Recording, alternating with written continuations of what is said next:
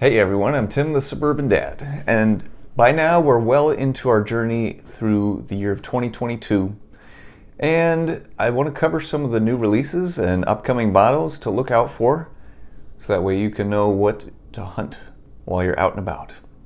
Let's get to it.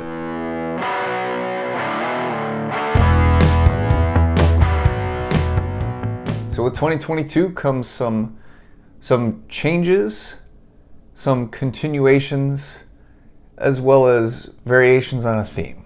Continuing on as usual, we have Booker's. Booker's comes out in 4 batches this year. We've already got 4 labels. There's actually a 5th one that has been mentioned that seems to be only through their special delivery service that Jim Beam offers now. It doesn't seem like that one will be open to the public. So if you're a subscriber to that program, lucky you. Otherwise, we're looking at batches 01, 02, 03, 04. And what's really cool is there's already been labels generated for them. First one is Ronnie's batch. Since 2016 or 2017, Jim Beam has this tradition of doing a person's name for the first batch of the year. So 2022-01 is going to be Ronnie's batch. 2022-02, I'm done saying the year, is the Lumberyard batch. Kind of cool. 03 is Kentucky Tea batch. And 04 is Pinky's batch. So some of these seem to be self-explanatory, the Lumberyard and the Kentucky Tea one, but it'd be interesting to hear the story behind Ronnie's and Pinky's, especially Pinky's being the football helmet. So that's pretty fun. As of now, February, I still haven't heard any word of any sightings of any new Booker's releases, but stay tuned, it should be any time now. Balcones, you guys know how much I love Balcones, or at least you should by now. Balcones hasn't fully released a lot of information yet. They tend to keep things pretty close to the chest, and they've, in an Instagram live video with Jared Himstead, the head distiller down there, he did say that there's a lot of new stuff coming, which they have been rolling out some cool stuff lately. 2021 started their first release of a line called Pilgrimage, one of their single malts.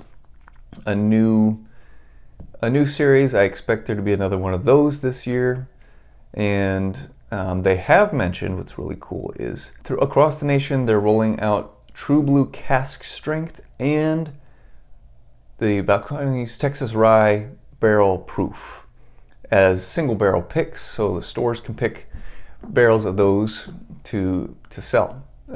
Previously they'd only had the standard 100 proof versions.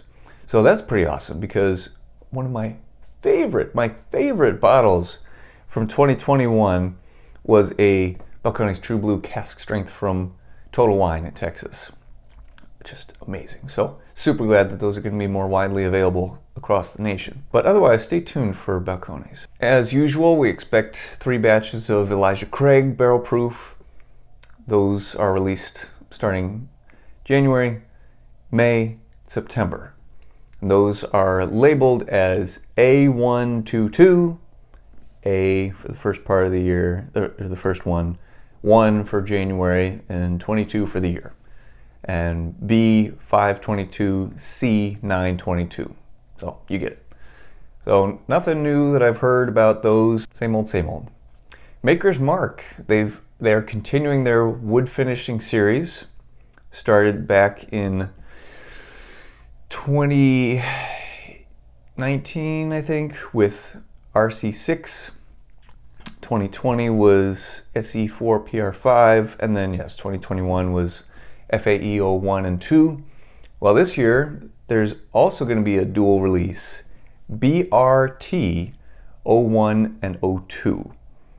When they're going to be released exactly has not been announced, but if it's anything like last year, it'll be late spring and then early fall. I'm excited to see where Makers is going with this, because so far they've been some really awesome releases at decent prices when you find them for retail. So stay on the lookout for those, as well as an official release from makers as far as what their plan is for that. Now, as far as some changes, pay attention, all you taters out there. Buffalo Trace Distillery, they are no longer going to be releasing Stag Junior. It's going to lose the junior part and just be Stag. So they got through 17 batches of Stag Junior, and the 18th will continue just as Stag. So that's a new development there. If you have old batches of Stag Junior, especially if they're unopened, I mean, those are going to become quite the collector's item / valuable bottle. Just saying. In other Buffalo Trace news, they announced that they're releasing a barrel-proof rye version of E.H. Taylor. So this is first time. It'll be a special limited release. It's supposed to be retail for $75, but if it's anything like the 18-Year Marriage or Warehouse C, that kind of stuff, it's going to be exorbitant prices for the most part. But pretty cool to hear that they're expanding that line as well, and it'll be fun to see how that turns out. I hope this gets you excited for hunting season ahead. This time of year in the spring or late winter, it's kind of the doldrums of the bourbon year. Fall is really prime hunting season, but there's some fun stuff coming up along the way, so keep your eyes peeled. Thanks for tuning in. Make sure you subscribe. And until next time, cheers.